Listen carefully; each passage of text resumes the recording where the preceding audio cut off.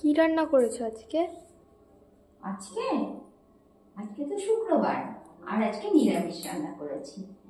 আর দেখ কি কি রয়েছে আজকে নিরামিষ রান্নায়। এখানে রয়েছে গরমা গরম ভাত। ভাতটা তো সকালে করেছি, এখন মাইক্রোওভেনে গরম করে নিলাম। এখানে রয়েছে আমের টক।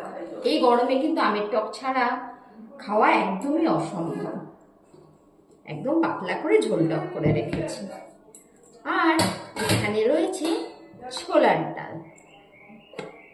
আর রয়েছে এখানে চাল কুমড়ো ঘন্ট মুগ ডাল ছিটিয়ে, রয়েছে চাল কুমড়ো অল্প করে ভাজা আর কাঁকরোল ভাজা।